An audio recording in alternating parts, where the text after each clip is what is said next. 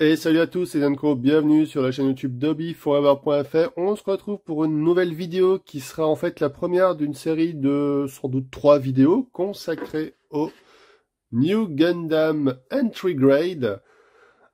Première vidéo où je vais vous faire l'unboxing de cette maquette dont on fait rapidement le tour, on va en reparler tout de suite.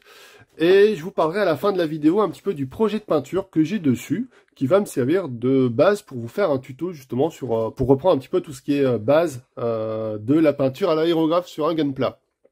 Alors, Entry Grade, qu'est-ce que c'est? C'est une nouvelle gamme qui est sortie il y a quelques temps chez Bandai. Pour l'instant, le New Gundam est la troisième itération, puisqu'avant ça, on a eu le RX-78 classique, suivi, ça devait être le Strike Gundam, voilà. La particularité de cette nouvelle gamme, c'est que les pièces se déclipsent directement. Les gates, en fait, vous allez le voir, sont très fins et donc pas besoin de pince pour déclipser les pièces. En fait, c'est pas quelque chose de nouveau parce que Bandai nous avait déjà fait cette technologie sur certains modèles SD Gundam. Donc, c'est pas vraiment une nouveauté. Le kit est parfaitement décomposé en termes de décomposition de couleurs, etc. Avec a priori très peu de jointures visibles, donc on verra ça. Donc ça aussi c'est du classique.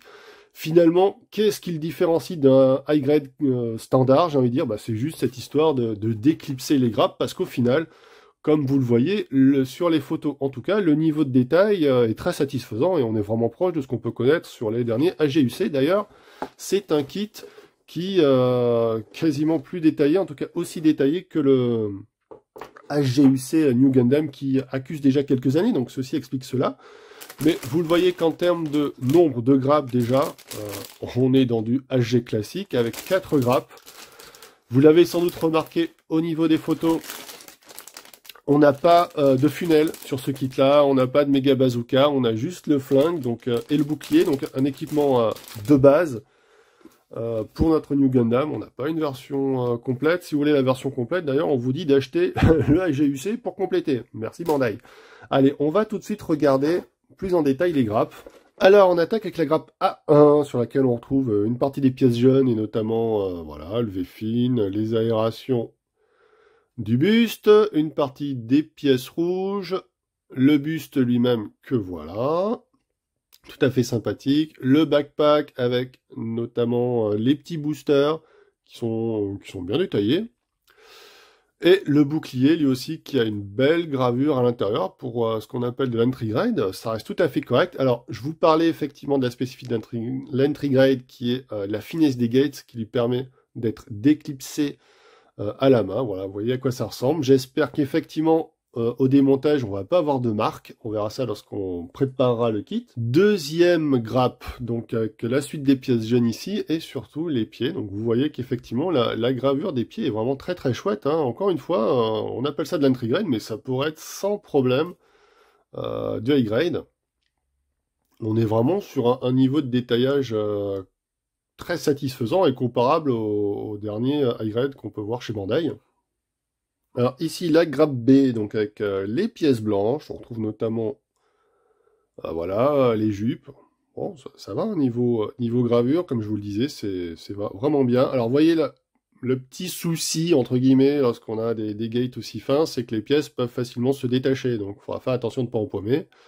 Voilà, les épaules, partie des pieds, les protège-réacteurs des jambes, les pièces des jambes ici. Donc voilà, hop, petit zoom sur le casque. On va se le mettre dans ce sens-là.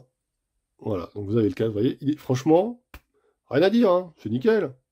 En une seule pièce. En une seule pièce, qui est quand même assez rare. Je crois que c'est la première fois que je vois ça, d'ailleurs. Ici, on a le masque. Donc vraiment, encore une fois, et puis les bras, c'est pareil, hop, ils sont... Bon, ça, c'est un peu plus classique, mais là aussi, c'est en une seule pièce. Et les jambes aussi, regardez. Donc ça, c'est vraiment de la conception qui est pensée pour faciliter le montage et minimiser au maximum les lignes de jointure disgracieuses. La grappe C avec les parties mécaniques, alors j'appellerai pas ça une frame, parce qu'elle n'est pas complète, mais voilà, on a de jolies pièces là, des petits tuyaux, voilà, ça c'est des pièces d'articulation, hop, les réacteurs des jambes, c'est plutôt cool. Ouais, donc entry grind, mais c'est presque supérieur à pas mal de AG, hein. Donc pourquoi est-ce que Bandai s'amuse encore à recréer un nouveau grade alors que ça aurait très bien pu s'implémenter assez facilement dans les grades existants? Voilà, c'est parce que on fait quelque chose d'accessible en facilitant une nouvelle fois une étape qui est celle du dégrappage. Et la grappe D, donc verte, où on va retrouver ici, je pense, les yeux du Gundam, et sans aucun doute ici la caméra supérieure. Et on termine avec un petit stickers pour le logo d'Amuro. Bon, évidemment, c'est l'intégrale, alors on n'en trouve déjà pas sur les Master Grade, on n'aurait pas eu de décal, ça c'est clair et net. Mais bon, voilà, un sticker qui a l'air assez fin, en tout cas bien dessiné.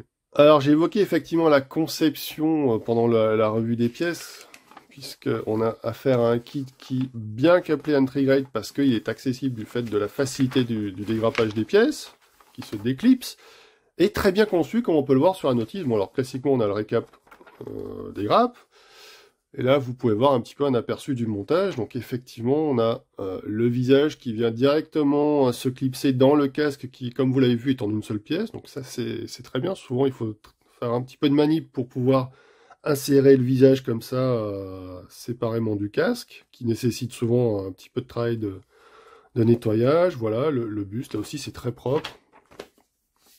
Vraiment une conception qui a l'air très bien pensée, en tout cas pour limiter. À vrai dire, en regardant la notice, mis à part sur le flingue qu'on va voir tout à l'heure, j'ai pas repéré, a priori, de ligne de jointure qui nécessiterait d'être collée et mastiquée, etc. Il y a juste le flingue qui est classiquement est en deux parties. Malgré tout, il y a la pièce supérieure qui va venir masquer la jointure du dessus.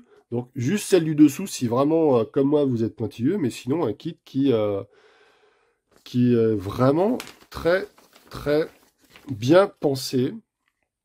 Voilà. Et donc comme je disais au niveau des équipements, voilà, hein, enfin vous l'avez vu, il y a juste le flingue et le bouclier, pas plus. Alors je voulais vous parler un petit peu du projet de peinture que j'ai pour ce New Gundam, qui sera en fait dans des couleurs désert, que voici. Donc j'ai choisi de vous montrer dans la troisième vidéo qui sera consacrée à la peinture à l'aérographe, histoire de vous voir ensemble un petit peu toutes les bases de la peinture, des peintures Hobbycolor Akeus de Mr. Hobby, donc les classiques peintures acrylique alcool qui sont pour moi le meilleur choix pour la peinture à l'aérographe, en tout cas pour les débutants, sans avoir à passer par la Laker qui est un petit peu plus compliqué. Alors le H313 et le H84 Mahogany, qui sont voilà un petit peu une teinte de sable, et puis un marron un petit peu chaud pour faire la peinture de New Gundam. Alors très concrètement, à quoi ça va ressembler? Alors, on va partir sur un petit pré-shading avec le Mahogany, ce qui va nous donner voilà quelque chose un petit peu comme ça sur notre New Gundam, sur lequel on va appliquer notre teint de sable, qui sera la couleur principale. Voilà, alors bien évidemment, ça va pas être aussi marqué, puisque lorsque vous appliquez votre couleur par-dessus le pré-shading, on va avoir un effet de transparence, et selon le taux de dilution de votre peinture, son taux de transparence, vous allez avoir un effet plus ou moins marqué, donc soit quelque chose de très léger, soit quelque chose de plus marqué. Moi, je pense qu'on va partir sur quelque chose d'un petit peu plus marqué ce coup-ci, donc quelque chose un petit peu comme ça. Ensuite, on va venir appliquer, bien entendu, notre deuxième couleur. Alors, ça va être sur des emplacements un petit peu comme pour le New Gundam de base, histoire de donner un peu de contraste. Voilà. Donc ça va être notre schéma de couleur désert. Et puis là-dessus, je pense qu'on fera un petit peu de weathering. Alors, pas quelque chose de très lourd, mais on va dire un petit peu d'ensablement. Donc, quelques effets, voilà, d'ensablement de notre modèle. Je pense pas partir sur des éraillures hautes. Ça sera peut-être pour une prochaine vidéo, puisque j'ai un autre projet de série de vidéos. Mais là, on va rester sur quelque chose d'assez basique et d'assez sympathique. Donc, voilà un petit peu la preview. Bah écoutez, voilà, moi j'en ai un petit peu terminé avec cette première vidéo.